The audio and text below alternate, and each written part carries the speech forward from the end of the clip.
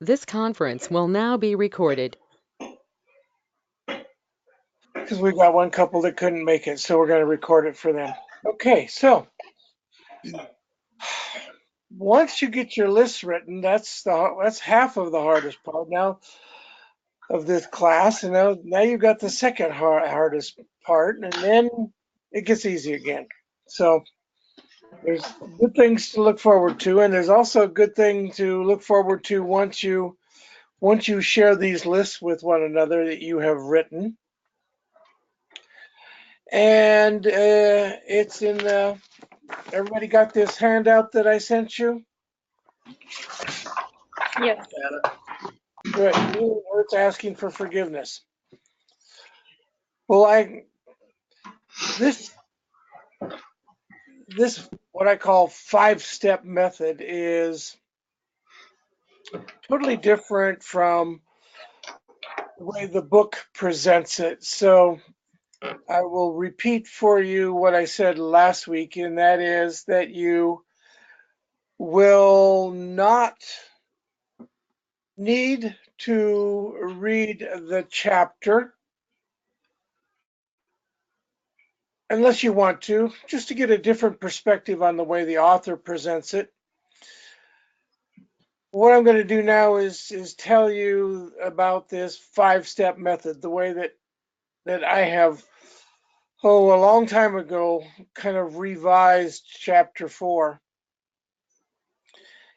And this, I've told you before that my wife and I did not get along very well. We argued a lot for 20 years, and uh, again, mostly it was me. I was at fault most of the time, and the biggest thing was we didn't communicate. I mean, and of course, I was the biggest perpetrator of the lack of communication, and because whenever she would want to communicate, I would just clam up or I'd get angry, or and I think looking back at it a few years later, that the reason that was happening was because I did not know how to deal with my emotions. I did not know how, and so I became frustrated. I wouldn't know how to deal with her emotions. I wouldn't know how to deal with my emotions. So I get frustrated and angry. And again, like I've said a few times, it wasn't very mature of me. So this 5-step method really changed our lives because we began to, well, first of all, the class changed our lives because we were beginning to communicate with one another, but also we had a lot of garbage to get rid of in our relationship. There were a lot of things that what do we call it? A lot of water that passed under the bridge. That's an old expression. A lot of water that a lot of things happened in our lives that were not very good, and so we had a lot of hurts to to get rid of, and before we could move on. Uh, it's kind of hard when there are some hurts and you just cannot move on because of them. And that's what happens a lot when I'm counseling to cut with couples that inevitably I will end up with them doing this exercise of writing their list and sharing their list with one another and getting rid of the garbage from the past. So the way it happens is the following. Number 1 on page 1 there says, name the thing you're gonna be sharing your list with one another. Okay, the list that you wrote. So the list number 1 is the list of things that you have done that have hurt your spouse or your relationship or your partner. And so the first thing you're going to do is to name the thing that you did that hurt your spouse. Be specific, not general. Do not excuse, explain, or rationalize why you did it, or try to blame someone else for what you did. In other words, you're not going to say, well, I wouldn't have pulled your hair if you hadn't taken my football. A really very immature first grade kind of attitude. You did something wrong. Don't blame it on somebody else. Take responsibility for your action. Now, quite often, it can be the reaction to what somebody else did to you, but let them take responsibility for their actions. Okay, just because they did something wrong that hurt you doesn't mean that you get to turn around and hurt them back again. Okay, take responsibility, stop the ball from rolling around, and the way in which you take responsibility is to name the thing that you did. And then number 2 says to take responsibility for your actions by using these exact words. I was wrong. And one of the reasons that I want you to use those words is because we human beings hate those words. We do not like to use those words. And so the third thing you're going to do is empathize. When you empathize with someone, you realize and feel their pain. And so you will state how you would feel if you were treated like that. Okay. The fourth thing you will do is to state what you are going to do about this kind of attitude, action, or behavior in the future. In other words, describe the specific ways your behavior will change, which is going to be one of 2 ways. You're going to say, I will never do that again. Or you're going to say, I'll try my best to get better and not do that again. And the fifth thing you do is to use these exact words in the question form. Will you forgive me? So that's what I call the 5-step method. Let's say Ryan and Tara, on your wedding day, Ryan, I was kind of smart mouth to you and kind of rude, and it upset you. And so if I had known it at the time, it was just this is a hypothetical situation here, but if I'd have known it at the time, I would have said, oh, Ryan, you know what? Being smart mouth and rude like that to you was not right. It was wrong of me to do that. If you had treated me like that, I wouldn't have liked it. So Ryan, I'm going to try my best to make it up to you and never do that again. Will you forgive me? There it is, all in one short little compact segment versus perhaps the way you've been doing it your whole life.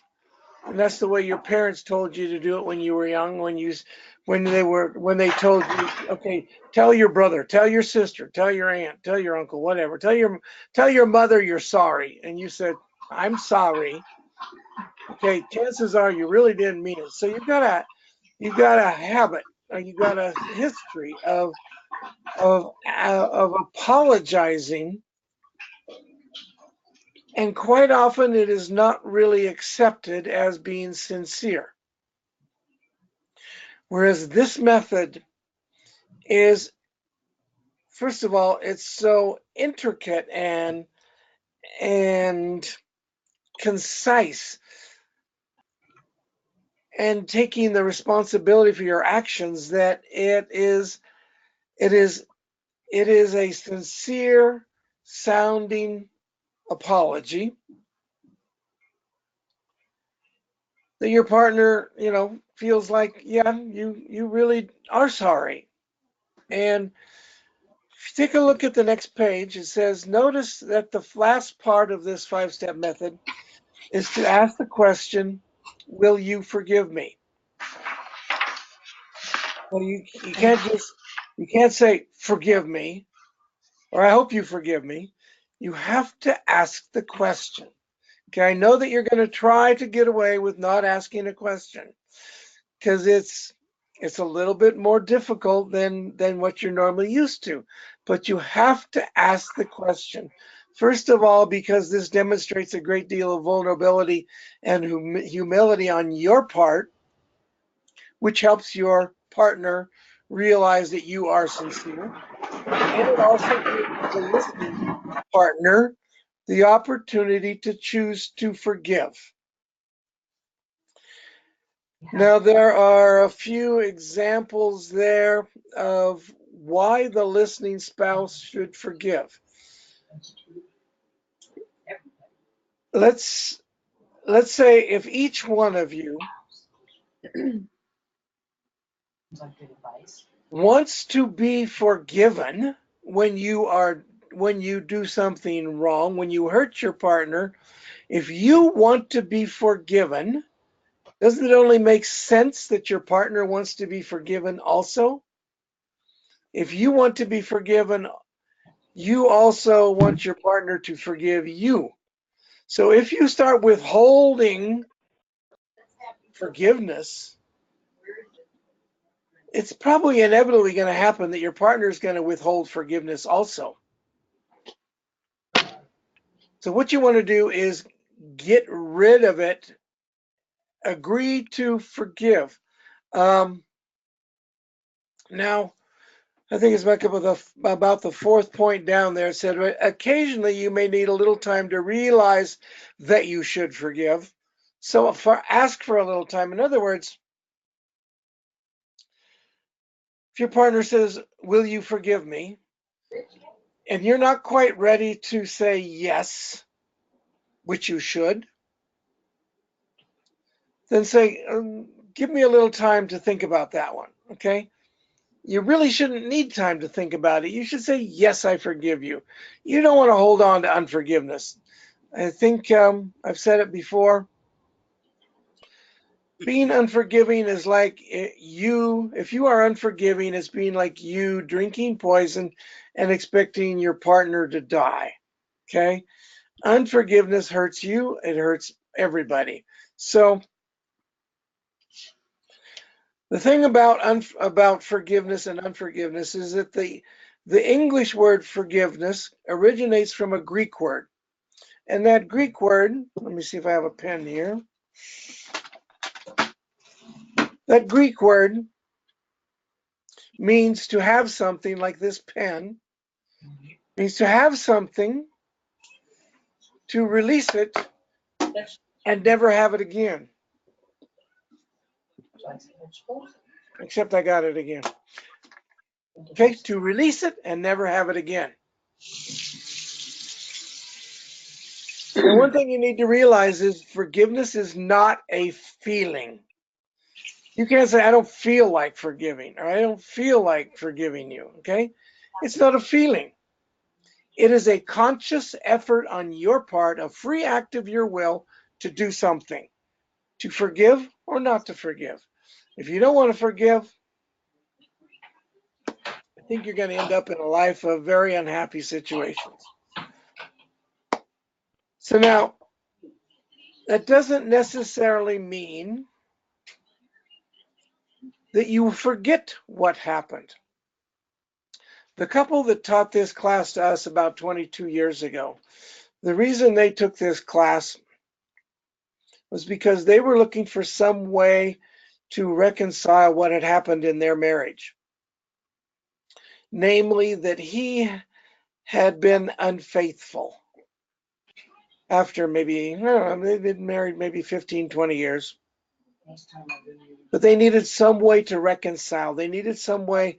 And so they took this class. And when they did this exercise that you're going to be doing this week, he asked her for forgiveness and she forgave him. Do you think, I would venture to say, and I think you would probably agree with me, that she did not forget? She said, yes, I forgive you, but it was still in the back of her mind that it happened. I would venture to say that she still thinks about it now and then. What she does is she learned to do something called taking your negative thoughts captive. For example, her words would probably, she forgave him, but at some point in time, she remembered the situation. And so she said to herself, wait a minute. He did it. It's been a long time. He hasn't repeated that sort of behavior. He was extremely sorry that he did it. He asked me for forgiveness and I forgave him, and we need to move on and not constantly be thinking about it. Okay? She took her negative thoughts captive and told herself the truth. The truth is, there's no sense in thinking about this. The truth is, it's over. It happened. It's gone. I need to forget it. Okay? Some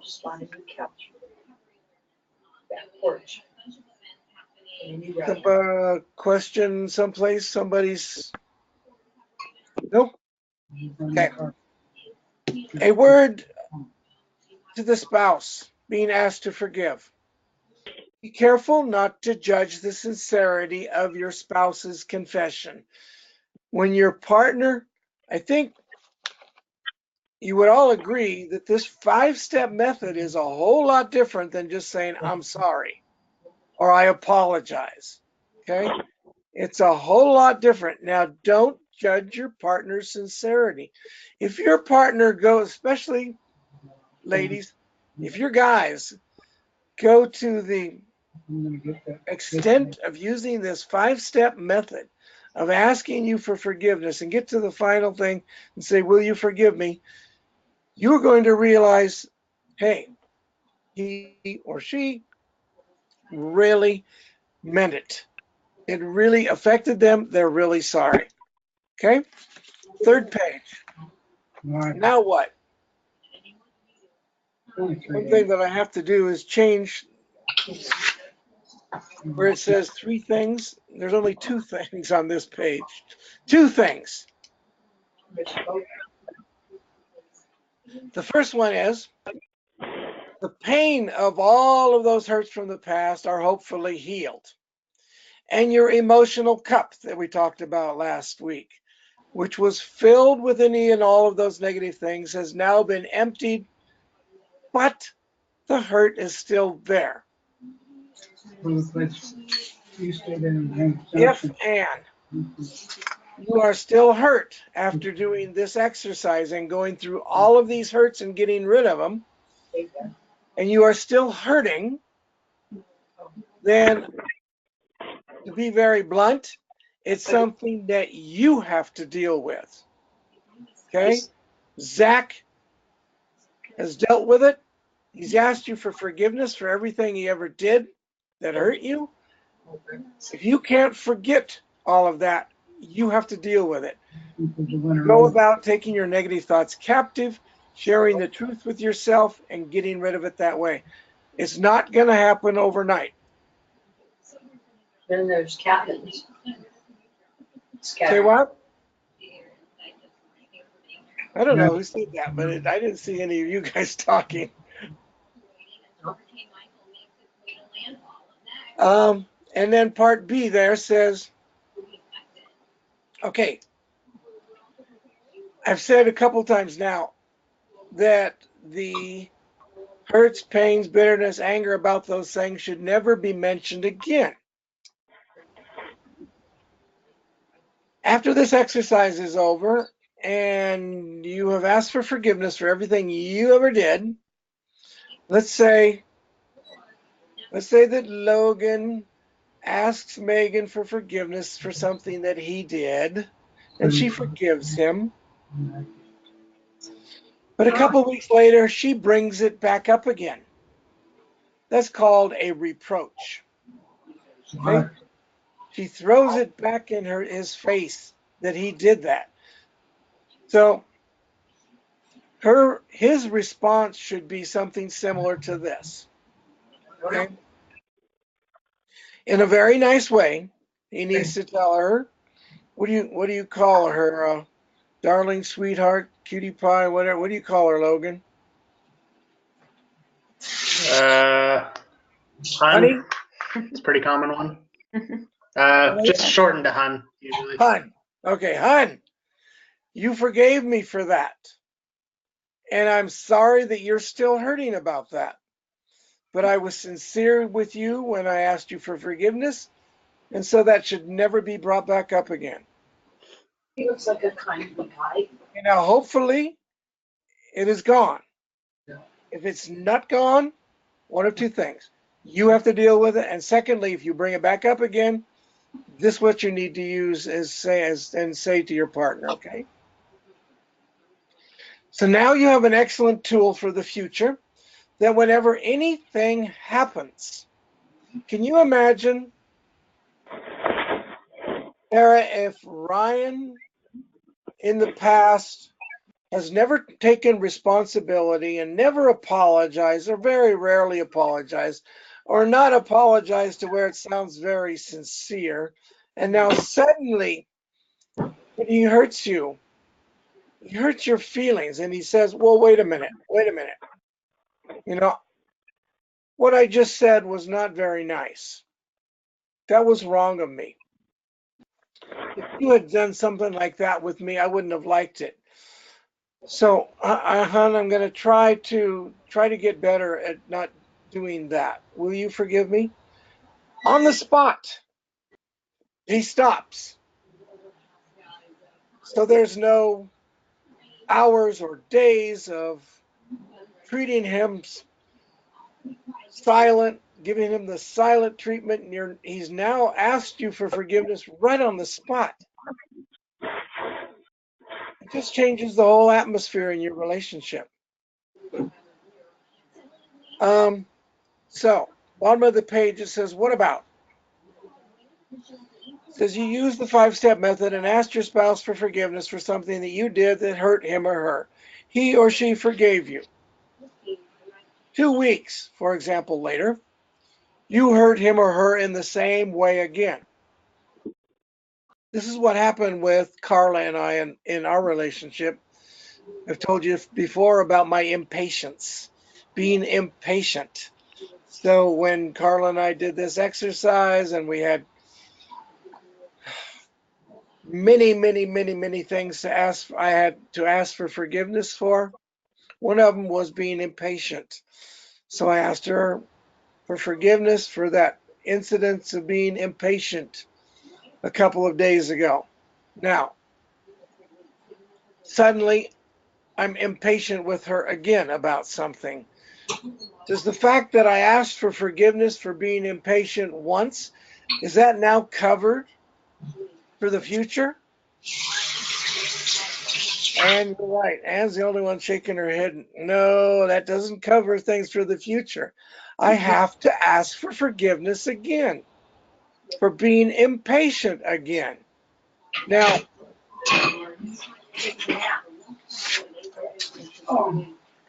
you would think that when someone makes a mistake, that they would learn by their mistake and they would get better. That's what happened with my impatience. I was learning to not be impatient. So maybe after 1 week, I was impatient. Maybe the distance between impatience was like the second time around was like a month, and I asked for forgiveness. And maybe the next time it was like 3 months. Okay. It finally got to the point where after 20 years, I could invite Carly in here right now and ask her when was the last time I was impatient with you, and she would say, I don't remember. It's been so long, I don't remember. And the good thing about it was every time that you were impatient, you would turn to me and ask me for forgiveness for that. And I would forgive you, of course. So there is a passage in the Bible where Jesus is talking to his disciples, and one of the disciples asks, he's talking to them and telling them about being forgiving. And one of the disciples asks him, how many times should I forgive someone? And Jesus' answer is 70 times 7. Now, back then, when the Bible was written, that was what was called apocalyptic writing. And apocalyptic writing is very symbolic. They spoke in symbolism. And in this case, Jesus is speaking symbolically. He doesn't mean 490 times. He means forever. If someone constantly over and over and over and over again hurt your feelings, you forgive them over and over and over and over again. Okay? Now, in my opinion, that's great. That's wonderful. You should forgive over and over and over again. But I also think that the perpetrator, or as they say on TV, on crime shows, the person's hurting their partner should improve. If there is no improvement, in my opinion, I think professional help needs to be sought. And I think if you are the perp, you need to recognize that fact. Logan, you do not want to continually hurt Megan over and over and over and over again in the same way, do you? You don't want to hurt her at all. And Anne, you don't want to constantly hurt Zach's feelings over and over and over again, do you? No. So if you do, recognize it and get better. If you can't get better on your own, seek professional help. Or call me up and I'll cuss you out and we'll go from there, okay?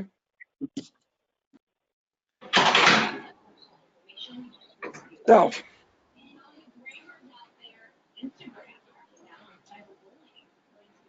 okay, I think, did I tell you last week about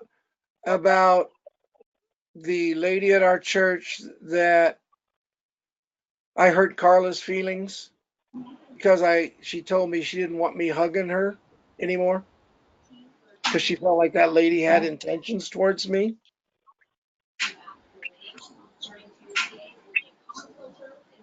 That is a wonderful example of me feeling like I didn't do anything wrong. And there are going to be times when you don't feel like you did anything wrong. But if you do, if your partner says to you, that hurt my feelings that you said something like that, Fish is almost done. then realize that Carefully. No. you've hurt your partner's feelings And wait. and ask for forgiveness. Okay? Push the teeth again. Where are you staying? Going back to that example, back on page 1, It's also. part 4 of the 5-step method says, what are you going to do? You tell your partner what you're going to do about this kind of attitude, action, or behavior in the future. In other words, describe the specific ways your behavior will change. I would venture to say that a good percentage of the time, you will only be able to say with 100% certainty that you will only be able to say, I'm going to try my best to get better at not doing that. Okay? I think it is extremely hard for you to say with 100% certainty that you will never do that again. There's no group hugs at all. Do you agree? Group hugs like group. Now, in the case with Laura, where I felt like I didn't do anything wrong and I suddenly realized that I did, I hurt my wife's feelings. I was not listening to her feelings about this woman. I was able to tell my wife, I will never hug Laura again. I was able to control that. I knew that I could control that. And so I was able to say during a session where I asked her for forgiveness, I said, I will never hug Laura again. Yeah, yeah. It's kind of, I don't know if I told you last week, but did I say that Yeah. my wife, Laura, my wife, Carla, invited Laura to lunch to talk to her about this? Give me some trees. You can't eat it all. If you knew my wife, who's very quiet and very non-confrontational, for her to have done that was unbelievable. Okay. Mexican. And the very interesting part to me, that I did not believe it that Laura had intentions towards me. Laura admitted to my wife, Carla, that she did have feelings towards me. I didn't think it was that popular. So, They put a sign that said, you can't get these to go, you can't be in your hotel room. can you hear that talking in the background? Is there a TV on somewhere? Radio, TV? I don't know. Sounds like somebody's TV. Could be. Okay. Okay, now, They get the all next that. page, page 4, 1, 2, 3, 4, 5, where it says how to conduct your marriage staff meeting for chapter 4.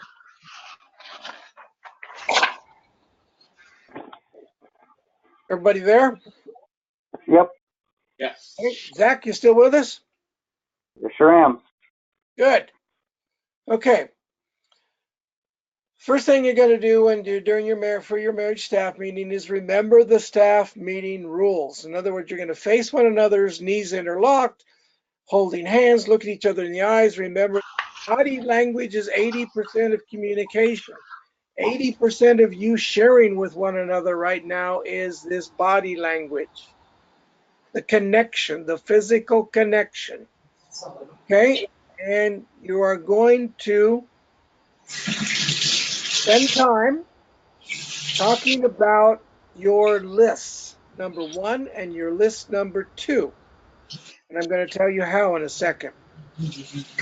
Now, remember the biggest rule when you are sharing your list with one another is that you are going to, for example, you're going to take list number 1 and you're going to share your item number 1 with your partner, and your partner is you're going to ask your partner, will you forgive me? And your partner is going to say yes. Your partner is not going to say, well, why don't you, okay, or wait a minute, I have something to say about that. No, you don't get to argue, you don't get to dispute, you don't get to become defensive. You just say, yes, I forgive you. In some cases, you're going to say, well, I totally forgot all about that, but thank you for asking me for forgiveness. That means a lot to me. Okay? So part 2 there says, this is how you do your marriage staff meeting. Okay? I suggest that the husband take the initiative and begin sharing his list number 1, item number 1 with his spouse. Okay, list number 1 is the list of things that you have done that have hurt your partner or your relationship. Okay, now I back up just a second. It doesn't necessarily have to be your item number 1. It might. Are you ready to go? You might want to start out with the one that's not too heavy duty.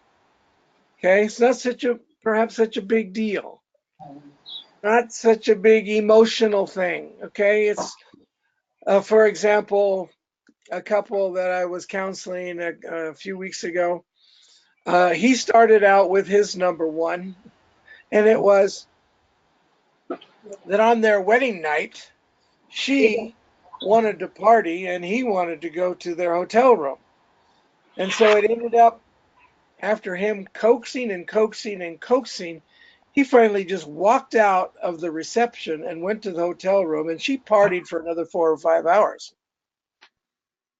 She was in a party mode. He was not in a party mode. He was in another kind of mode, okay? So and they've been married for 20 years, and he'd never brought that up to her. have been hurting him the whole time. And that's one of the reasons why they were in such a big mess. They had a ton of hurts and garbage for 20 years. So don't start out with a heavy duty thing. Okay. Now, when the male is done going through the 5-step process and asks, will you forgive me? His partner, spouse, forgives him. And if his list number one, item number one, is on her list number two, the things that your partner did to you, then you check it off as having been resolved. You get that? Get that point? Mhm. Okay. Then she shares her list item number one with him and asks for forgiveness, and he forgives her. And if this item was on his list number two, then he checks it as having been resolved, covered. This continues back and forth until both lists, his and hers, number one, are all covered. Now, that may be, and chances are it is, that your list number one is either shorter or longer than your partner's list number one. So once you get to the end of your list number one and you don't have anything more to ask for forgiveness for, you say to your partner, do you have anything left on your list number one?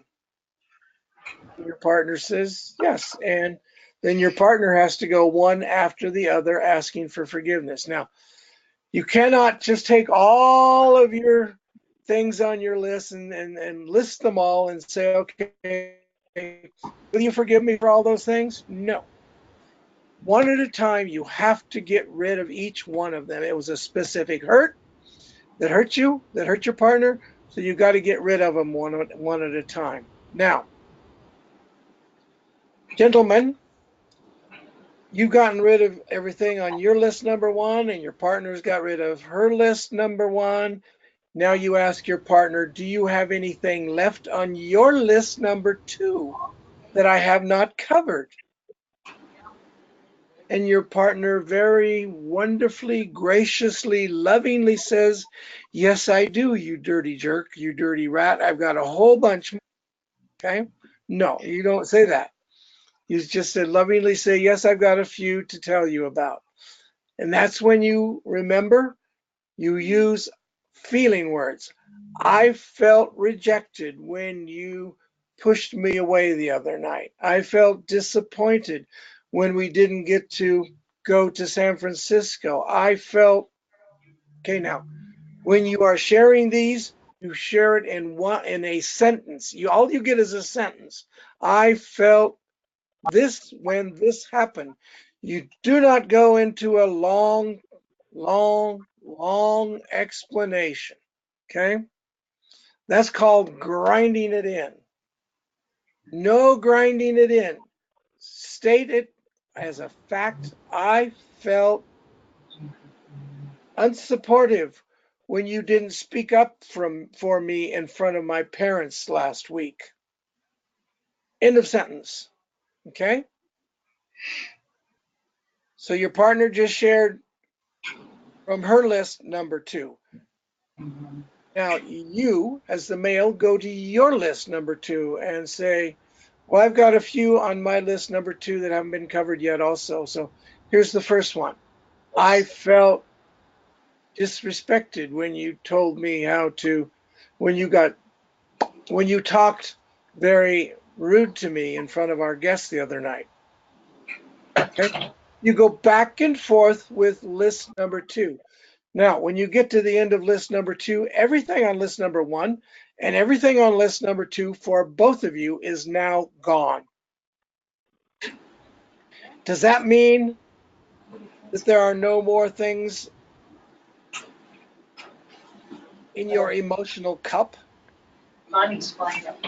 Chances are you didn't cover everything. She's going for like a day. But you did to the best of your ability during this 1 week period when you tried to remember everything. Okay.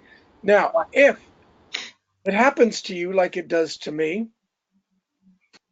I think it was, uh, I think it was probably about 5 years after. I don't know if I told you this one, but I think it was about 5 years after we did this exercise, and I thought I had covered everything.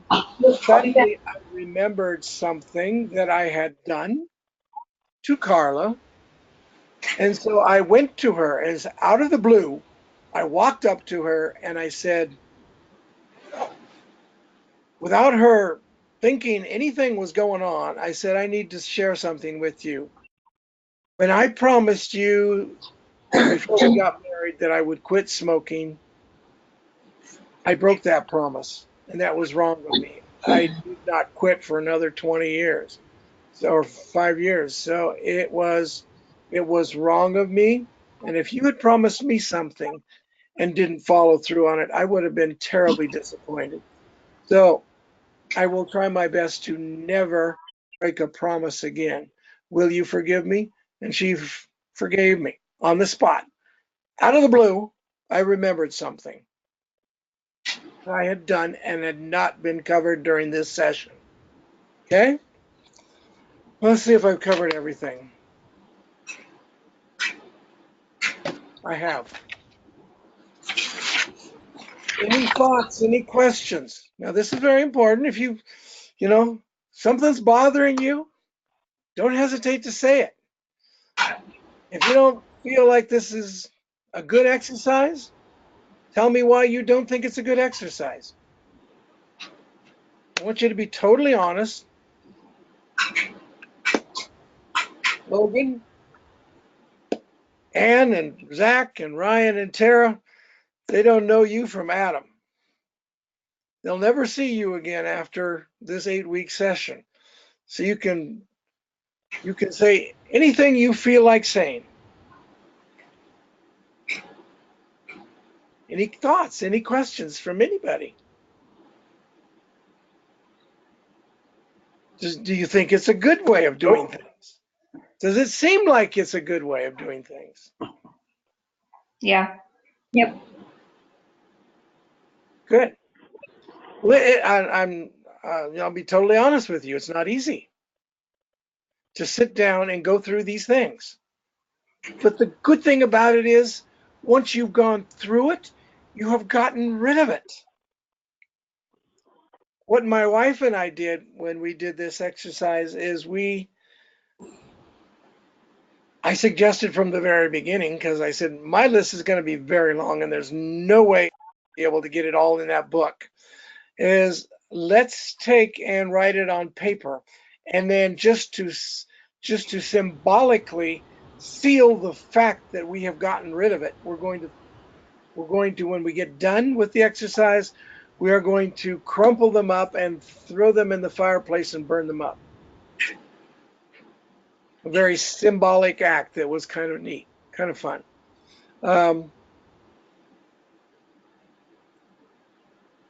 Once we had done this and gone through all of the things that we had got to get rid of, life changed for us. It was totally, our lives were totally different. And there was no more pain. I mean, pains popped up, hurts popped up, disappointments popped up. But we dealt with them on the spot. And it was over and done with. And it was a totally different way of life than what we'd been going through. So it was refreshing to get rid of all of those things. It was life changing to get rid of all those things. Now, you guys are not going to have a whole lot of things to get rid of, but just the same, I think it's going to be refreshing for you. If at any point during your marriage staff meeting, when you are sharing these things with one another, it's going to be probably emotional. If anybody needs at any point in time to stop, take a little break, and start up at some later date or time, that's perfectly legal. You can do it. So don't hesitate to do so if you need to. Either one of you, male or female, can say, "Hey, let's back off for a second. I need to take a break." And so, unfortunately, Ann, you and Zach don't get to sit facing one another, knees interlocking, but maybe. Do you guys ever get a chance to be together In November. in November? Yeah. Who's going where? Is Ann's going to I'm Idaho? going to Reno. What, Ann? I'm going to Reno. Oh, it's going to be Reno, November. We'll have to meet when you go to Reno. Yep. In fact, I think we've already got plans, don't we? I think so. So, I think that's about it. Unless you have any questions or thoughts. Tara, you okay? You good? Ryan, you're good too, huh? Yeah, I'm good. Good. Okay. Everybody's good. Then remember, next week we're not meeting. So don't procrastinate. If I were you, you don't have any reading to do. So if I were you, I would start tomorrow night with your lists. So don't procrastinate because your partner's thinking, "Oh, I wish we could do it." Okay? Get going on your lists. Go ahead and start. But you've got 2 weeks to do it in. But don't wait until the last minute. Okay? Because your partner's hoping that you will start soon. Aren't you, ladies? In fact, you can lovingly suggest, "Honey," or "Hun," as Logan says, "Hun, why don't we start doing our lists tonight?" Okay, enough of that. Next week at this time, I will be in Cabo. Have fun. I'll send you a picture of my marlin when I catch it. Yeah. Thanks, I will have fun. I get to see my son. He's in Ohio, so we are meeting in Phoenix and flying down together. You guys have a good 2 weeks, and we'll see you in 2 weeks. All right. All right. See you, Mark. Sounds good. Thank you. See you guys.